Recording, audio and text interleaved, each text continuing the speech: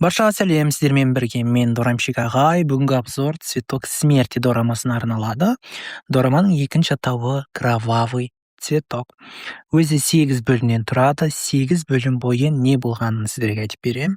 Енді бұл обзор дегенге қарағанда көбірек орысша айтқан кезде пересказ болар. Сондықтан да бастайық. Дораманың аяқталғанына осы бір 2-3 күн уақыт қана болды. Барлығы 8 бөлімнен тұрады. Жақында ғана аяқталды. Детектив және триллер жанрындағы дорама. Бас кейіпкер бір адамды ұрлап, оған ота жасап жатқаннан басталады.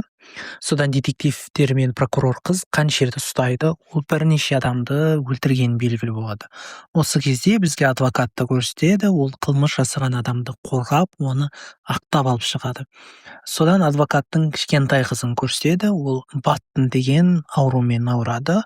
Бұл сирек кездесетін тұқым қуалайтын жүйке жүйесінің ауруы. Адвокатқа бір адам қызын емдеуге болатынын айтып, ол оған үлкен сумма беріп, бірақ ол жоқ болып кетеді. Шамамен 2 миллиард фунт. Теңгеге шаққанда 600-700 миллион теңге болу керек. Прокурор, ол байдың қызы, бірақ әкесінің компаниясында жұмыс жасамай, әділеттілік үшін өз жұмысын бастайды. Яғни прокурор болу арқылы. Содан ол Угюмнан жауап алып бастайды, яғни ұсталған қаншерден. Атын жаттап алыңыздар, өйткені осы обзор аяқталғанша оның атын әлі біраз уақыт айтамын. Прокурор одан адамдарды не үшін өлтіргенін сұрайды. Ол ауырмайтын емге ем анықтау үшін осылай жасағанын айтады. 17 адамды өлтіріп, 17 адамды емдеп шыққанын айтады. Сондықтан да ол жазықсыз екенін алға тартады. Содан полиция қалған адамдардың денелерін табуға көшеді. Осы кезде бізге қайтадан адвокатты көрсетеді, оған белгілі тілші хабарласып, екеуі жолығады. Сол кезде Угюмның қорғаушысы болуға ұсыныс айтады. Тіпті Угюм бірнеше миллиард төлеуге дайын екенін айтады. Адвокат бас тартады. Бірақ тілші оған дәрі тауып қызын емдеймін деген адамның атын айтып, Угюм соны танитынын айтады. Бұл кезде іс әлі прокурор қызға берілмеген еді. Ол істі өзінікі ету үшін барын салмақ. Ал адвокат ақыры Угюммен кездеседі. Адвокат өлтірген адам туралы сұрайды. Ол адвокатты 2 миллиард алып емдеп берем деп айтқан. Угюм оған адвокатқа өте аңғал екенсіз, оның қолында ешқандай дәрі болмады. Мен оны өлтірдім дейді. Бір қызығы, Угюм адвокаттың да, прокурордың да, тіпті адвокаттың қызының атында оның дерті туралы да біледі. Оны қайдан білген, қайдан анықтаған, оны дораманың соңына қарай түсінесіздер. Угюм адвокатқа айтады, егер мен емдеген адамдарды көрсеңіз, оны сол кезде сене аласыз дейді. Адвокат пен тілші одан шыққан кезде адвокаттың шотына 1 миллиард вон ақша түседі. Бұл теңгеге шаққанда шамамен 345 миллион теңге. Осы кезде Угюмның өмірі туралы айтылып бастайды. Оны көлік қағып кетіп, ол 3 жылдай комада болып, сосын оянған. Ол комада жатқан кезде анасы өмірден өткен. Прокурор Угюм өлтірген барлық адамдардың қылмыскер болғанын анықтайды. Адвокат пен тілші Угюм емдеп шыққан адамдарды іздеп бастайды. Угюм детектор ылжидан өтеді, оның айтқанның барлығы шын екені анықталады. Әрине, бұған прокурор сенгісі келмейді. Угюм өлтірген басқа адамдардың денелері табылады, олардың қайда жатқан әрине ол прокурорға айтқан еді Угюм. Осы кезде адвокат кезінде арбамен жүрген, ал қазір өз аяғымен жүретін Угюм емдеген адамды көреді. Угюм сотта скальпельсіз адамды қалай құтқаруға болатынын айтады. Прокурор бәрібір өлім жазасы үкімі шығатын алға тартады. Угюм мен адвокат кездеседі. Угюм комадан оянғасын қатты қиналғанын, ауырғанын айтады.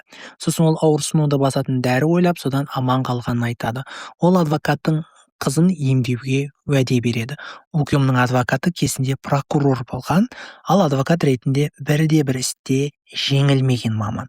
Прокурор қыз әрине адвокатты қалайда жеңгісі келеді. Жеңсе әрине беделі жоғарылайды. Сонымен сот басталады. Прокурор өзінің айыптау ісін бастайды. Сотталушы 17 адамды өлтірген, оған өлім жазасын кесу керек деген сияқты. Адвокат куәгер ретінде Угюм емдеп шыққан 6 адамды сотқа алып келетінін айтады. Сот бітіп, Угюм адвокаттан кімді алып келесіз деп сұрайды. Ол әзірге ешкімді таппағанын айтады. Адвокат жаңа орынға көшеді. Енді тілші екеуі бір кеңсені жалдайды. Адвокат Угюм емдеген адамдармен кездесіп, оларды сотқа шақырады, бірақ олар келіскісі келмейді. Шындықтың ашылғанын қаламайды. Прокурор ұйымның адвокатының шәкірті екені белгілі болады. Адвокат пен журналистің қасына тағы бір тілші қосылады. Осы үшеу ұйымды ақтап алу үшін барын салу керек. Адвокат куәгерлерді көндіре алмайды. Осы кезде жаңадан қосылған жаңағы журналист қыз адамдарды көндіруге жақсы екенін айтады. Осы кезде ол куәгердің анасын ақыры келістіріп, ол сотқа қатысады. Ол сотта ұлы 18 жылда мүлдем жүрмей, ұйымның арқасында жүріп кеткенін айтады. Прокурор осы кезде медицинаның адамын алып келіп, 18 жыл жүрмеген баланың ауру басқа болуы мүмкін екенін жеткізеді. Тағы бір куәгер келеді. Ол ұйым емдеген, бірақ ауру қайта басалып кеткенін айтады. Ол сотта оған сенбеңдер, ұйым алаяқ дейді. Прокурор осы куәгермен кездеседі. Сол кезде куәгер ұйым нағыз дәрігер болмағандықтан қайта ауруханаға барғанын айтады. Сол кезде куәгер ауру қайда басталып кеткенін айтады. Ал осы кезде прокурор ұйымның оған айтқан сөзі есіне түседі. Бұл оны енді ұстаған кез еді. Сол кезде ол, егер менің хирургиялық әдістерім басқалармен араласып кетсе, ол ешқашан жазылмайды деп айтқан еді. Осыны прокурор куәгерге қайталайды. Әрине, осы кезде ұйым мен адвокаттың арасында үлкен дау туады. Депутат өлім жазасын қайтару үшін деген сияқты әңгімелер айтып, бақ ұйымға байланысты шулай жөнеледі. Депутаттың шоуға қатысуына итермелеген әрине прокурор қыз. Ұйымды өлім жазасына кесу үшін ол түрлі айлалардың барлығына да барады. Ал екі тілші мен адвокат үшеуі қарап отырмайды. Ұйымды қорғап шығу үшін олар барлық істерді қазбалайды. Мысалы, ұйым өлтірген адамдардың барлығы бұрын қылмыскер болғандары, біреуі адам қағып кетсе, ал екіншісі алаяқ деген сияқты. Сонымен сот жалғасады. Сотта адвокат пен прокурордың арасында тартыс жүреді. Осы кезде бір шындық ашылады. Ұйым ойлап таптым деген ешқандай дәрі жоқ. Ол адамдарды өзінің қаны арқылы емдеп шыққан. Ұйым адвокатқа, менің мутацияға ұшыраған қанымды емдік жасушалар бар деп айтады. Адвокат сотта экспериментті дәл сотта жасауды ұсынады, ал прокурор қарсы шығып, театралды шоудың қажеті жоқ екенін алға тартады. Адвокат ұйымның зерттеген журналы жоқ болып кеткенін біледі. Ұйым да басқасы оның қайда кеткенін білмейді. Адвокат ұйымды емдеп шыққан профессормен кездеседі. Профессор оған эксперимент жасап көргенін айтады. Ал осы сәтте түрмедегі бір қылмыскер оның ағасын ұйым өлтіргенін біледі. Енді ол қалайда кек алып ұйымды өлтіргісі келеді. Ал сот болса ұйымның емдеу тәсілін мойындайды.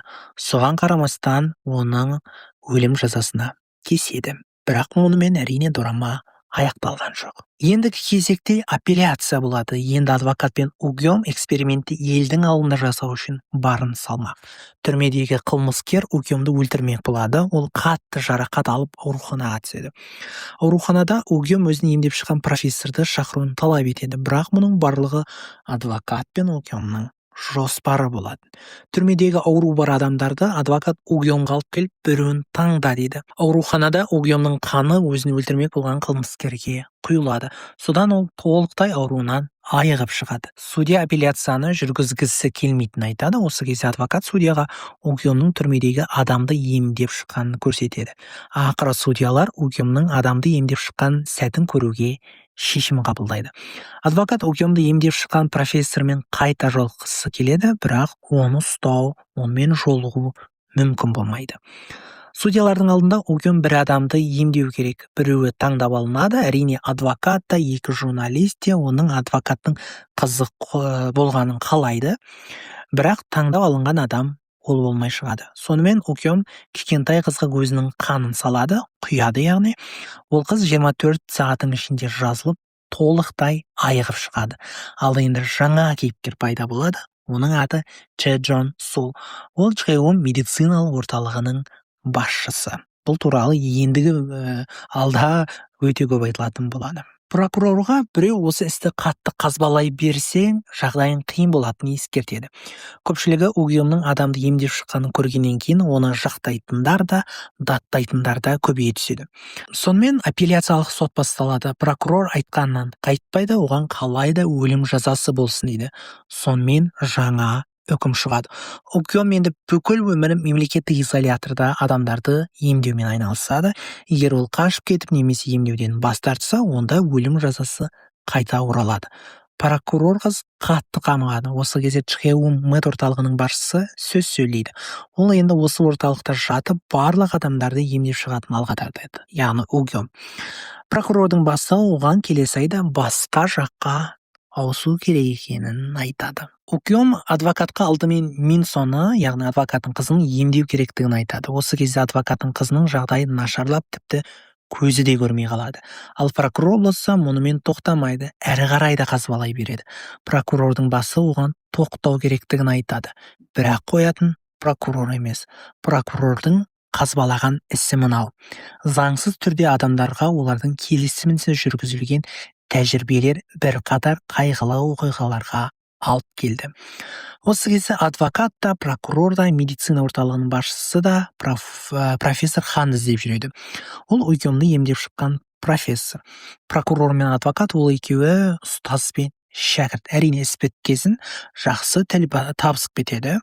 Угём емдейтін науқастар лотерея арқылы таңдалатыны белгілі болады. Адвокаттың қызының жағдайы нашарлай береді, дәрігер оның қызының жағдайы нашарлай бастады, жаман жағдайға дайындалу керектігін айтады. Осы уақытта прокурор медицина орталығының басшысына келіп, тікелей осы орталықта адамдардың келісімінсіз тәжірибелер болды ма, жоқ па деп сұрайды. Медорталық басшысы келіседі, солай болды дейді, бірақ адамдардың келісімінсіз болды дегенді жоққа шығарады. Угёмды оның анасының рұқсатымен емдегенін айтады. Ол кезде Угёмның анасы қайтыс болған. Ол рұқсатты қалай алған деп прокурор қыз күмәнданып қалып, бұл істі одан сайын қазбалай түседі. Ал Угём болса әппақ төсекте тып-тыныш өмір сүріп жатады. Бастысы ем қонбайтын адамдарға өзінің қанын берсе болған. Ол ақыр дегенде профессор Ханмен кездеседі, екеуі бірге жоспар құрады. Бұл медорталықтан қашып құтылуына оның 3-ақ минут уақыты бар. Тіпті оған ол жердің картасын да береді. Угёмның эксперименттік жоспарын осы медорталықтың басшысы алып кеткені белгілі болады. Угёмның анасының өлімін 2 журналист те тергей бастайды. Жүрек талмасынан өлсе ол қалай бұлақтан табылды деген сияқты. Прокурор 2 журналистпен кезігіп қалып, енді үшеуі бірігіп Угёмның анасының өлімі туралы шындықты ашқысы келеді. Осы кезде бізге Угёмның анасы туралы оқиға айтылады. Угём із-түзсіз жоқ болып кетеді. Ал анасы оны іздейді, полицияға арызданады, плакаттарды іледі дегендей. Адвокат Угёммен кездеседі. Адвокат Угёмның алдында тізе бүгіп, қызын құтқаруын сұрайды. Прокурор мен адвокат кездесіп, келісімге келеді. Адвокат Угём туралы бүкіл істі прокурорға береді, ал адвокат прокуратураның базасына кіріп, медорталықтың төрағасы туралы бүкіл шындықты білу керек болады. Прокурор Угёмның анасының ісін жүргізген детектив екенін, ол бірге жүрген детектив, ал істі жауып тастаған өзінің бастығы прокурор екенін біледі. Бұл детектив Угём жоғалғанда да осы істі жүргізген. Өзінен кетіп қалған прокурордың көмекшілері оған қайтып келіп, істі бірге қазбалауға шешім қабылдайды. 2 журналист пен адвокат заңсыз медпрактика деген істі ашып, соны қазбалай бастайды. Адвокат Угёмнан көмек сұраған еді, тізе бүгіп деп жаңа айтқанымдай. Сол кезде Угём адвокатқа өзіне көмектесіп сұрайды. Қашып кетуіне көмектесуді сұрайды. Профессор медорталықтың басшысымен кездесіп, Угёмды босатуын талап етеді. Профессор Угём енді тек 10 адамды ғана құтқара алатынын айтады.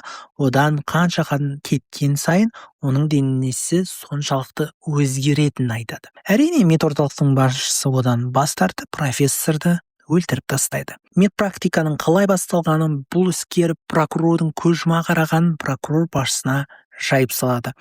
Бұл іске депутаттың да, басқа адамдардың да қатысы бары белгілі болады.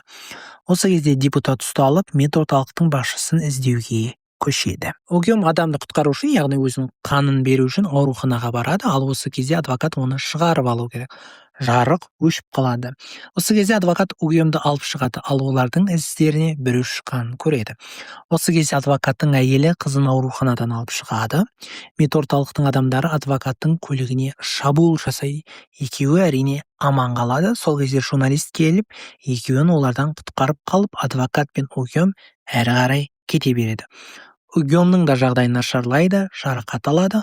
Ол әрине уәделескендей адвокаттың қызына өз қанын құйып, оны аман алып қалады. Мосқа Угём мен адвокат келеді. Ол дәл осы жерде ол жоспар құрғанын айтады. Оны көлік қағып кеткесін, ол Чхеун медициналық орталығына жеткізілгенін айтады. Ол профессор амандаған нағыз подопытный болған.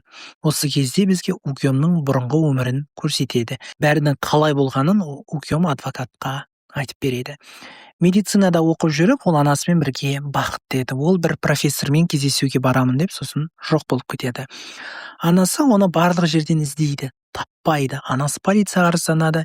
Детектив мұнда келудің қажеті жоқ, іздестіріп жатырмыз деп өтірік айтады. Ол медорталық директорының адамы еді. Анасына біреулер хабарласып, баласын көлік қағып кім екенін анықтай алмай, күлін арнайы жерлеуге шашқанын айтады. Анасы қазбалап жүріп, ұлы жол апатына түскен кез камераға түсіп қалған видеоны табады. Анасы жедел жәрдемдегілермен сөйлесіп, оны қалай жеткізгенін бәрін анықтайды. Ұлымның ісін тергеуді талап етемін деп те анасы шығады. Сол кезде мертопталықтың басшысы Угёмның анасының көзін құртуға тапсырма береді. Әрине солай Угёмның анасы өмірден өтеді. Эксперимент кезінде ғажайып болып, Угём оянады, ал профессор медорталық басшысының қатты қысын көріп, соңында Угёмды алып қашып кетеді. Осы кезде бүкіл шындық ашылады. Адвокатты жайдан-жай жалдамаған, осы іске қатысы бар деген адамды адвокат қорғаған кезінде прокуратураға қарсы журналист, әрбір істе максималды үкім қоятын прокурор осының бәрін біліп, іске дәл осы адамдардың қатысқанын Угём қалаған. Осы кезде медорталықтың басшысы өзінің адамдарымен бірге келеді. Қыдырыстарың аяқталды, енді қайтып оралатын уақыт келді дейді. Осы уақытта медорталық басшысының да шындық айтылады. Әкеңнің құрбаны болдың деп оны Угём айыптайды, бірақ ол жоқ. 9 жасында өз қалауымен подопытный болғанын айтады. Сенің қаныңды пайдаланып, дәрі шығаруға аз уақыт қалғанын алға тартады. Угём медорталық басшысының көзін жарақаттайды. Прокурор келіп оған тоқтатуын сұрайды. Адвокатқа оқ тиеді. Орнынан қозғалған Угёмды полиция қызметкері атып салады.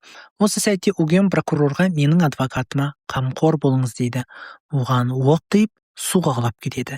Медорталық басшысы әрине ұсталады. Төраға мен профессор адамдарға эксперимент жасаған, сол туралы шындық дәйекпен Угём адвокатқа береді, прокурорға беріңіз деп. Адвокат оны прокурорға тапсырады. Ол жерде 223 құрбан болғаны белгілі болады. Сондай-ақ Угём адвокатқа өзі ойлап тапқан дәрі жасалған, өзіне бірдеңе болса, оны қайдан табу керек екенін адвокатқа айтады. Содан адвокатқа белгісі нөмірден біреу хабарласады. Бұл мен. Сізде бәрі жақсы деп үміттенемін. Адвокат деп Угём хабарласады. Сонымен дорама өз мәресіне жетеді. Мінекей, Кровавый цветок, екінші атауы Цветок смерти деп аталатын дорама туралы сіздерге айтып бердім. 8 бөлімде қалай болғаны, бұл бір кішігірім болған пересказ. Сіздер дораманы көрдіңіз бе, ойларыңызбен бөлісе кетіңіздер, қалай болды, пікірлеріңізді жаза кетіңіздер. Менің арнама тіркеліп, лайк басуды ұмытпаңыздар. Сіздермен бірге болған мен Дорамшик ағай.